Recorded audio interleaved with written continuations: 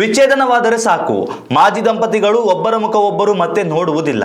ಆದರೆ ಕೇರಳ ಮೂಲದ ಪ್ರಸಿದ್ಧ ಗಾಯಕಿ ಅವರ ಎರಡನೇ ವಿವಾಹ ಸಂದರ್ಭದಲ್ಲಿ ಈ ಮಾತು ಸುಳ್ಳಾಗಿದೆ.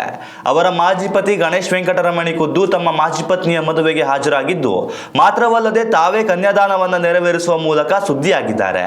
ತಮ್ಮ ಮೊದಲ ಪತ್ನಿಯ ಮದುವೆಯಲ್ಲಿ ಸಕ್ರಿಯವಾಗಿ ಪಾಲ್ಗೊಂಡ ಗಣೇಶ್ ವೆಂಕಟರಮಣಿ ಸೋಷಿಯಲ್ ಮೀಡಿಯಾದಲ್ಲಿ ಅವರ ಮದುವೆ ಫೋಟೋಗಳನ್ನು ಹಂಚಿಕೊಂಡಿದ್ದಾರೆ. ಎಲ್ಲ ಸಂಬಂಧಗಳು ರಕ್ತ ಸಂಬಂಧವೇ ಆಗಬೇಕು ಎಂದೇನಿಲ್ಲ ಎಂದು ಈ ಫೋಟೋಗಳಿಗೆ ಅವರು ಕ್ಯಾಪ್ಷನ್ ಕೂಡ ನೀಡಿದ್ದಾರೆ. ಈ ಮಾಜಿ ದಂಪತಿಯ ಪ್ರಬುದ್ಧ ನಡೆಗೆ ಸೋಷಿಯಲ್ ಮೀಡಿಯಾದಲ್ಲಿ ತೀವ್ರ ಮೆಚ್ಚುಗೆ ವ್ಯಕ್ತವಾಗಿದೆ. ಡಿವೋರ್ಸ್ ಆದ ಬಳಿಕ ಒಬ್ಬರ ಮೇಲೆ ಒಬ್ಬರು ಅಪವಾದಗಳ ಸುರಿಮಳೆಗೆಯುವ ಈ ಕಾಲದಲ್ಲಿ ಈ ಮಾಜಿ ದಂಪತಿ ಎಲ್ಲರಿಗೂ ಮಾದರಿಯಾಗಿ ನಿಂತಿದ್ದಾರೆ ಎಂದು ಸಂತಸ ವ್ಯಕ್ತಪಡಿಸಿದ್ದಾರೆ. ಗೌರಿ ಲಕ್ಷ್ಮಿ ಖ್ಯಾತ ಗಾಯಕಿಯಾಗಿದ್ದರೆ ಡ್ರಮ್ಮರ್ ಆಗಿದ್ದ ಗಣೇಶ್ ವೆಂಕಟರಮಣಿ ಆರಂಭದಲ್ಲಿ ಗೌರಿ ಲಕ್ಷ್ಮಿ ಅವರ ಅಭಿಮಾನಿಯಾಗಿದ್ದರು. ಕಾಲಕ್ರಮೇಣ ಗೌರಿ ಅವರ ಟೀಮ್ನಲ್ಲಿ ಕೆಲಸ ಆರಂಭಿಸಿದ ಗಣೇಶ್ ಬಳಿಕ ಪರಸ್ಪರ ಪ್ರೀತಿಸಿ ವಿವಾಹವಾಗಿದ್ದರು.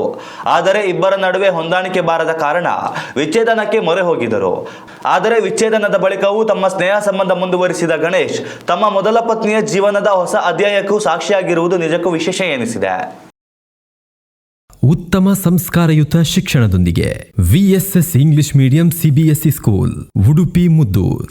ನರ್ಸರಿಯಿಂದ 10ನೇ ತರಗತಿವರೆಗೆ ಶಿಕ್ಷಣದ ಜೊತೆಗೆ 5ರಿಂದ 10ನೇ ತರಗತಿವರೆಗಿನ ವಿದ್ಯಾರ್ಥಿನಿಯರಿಗೆ ಉತ್ತಮ ಹಾಸ್ಟೆಲ್ ಸೌಲಭ್ಯವೂ ಇದೆ.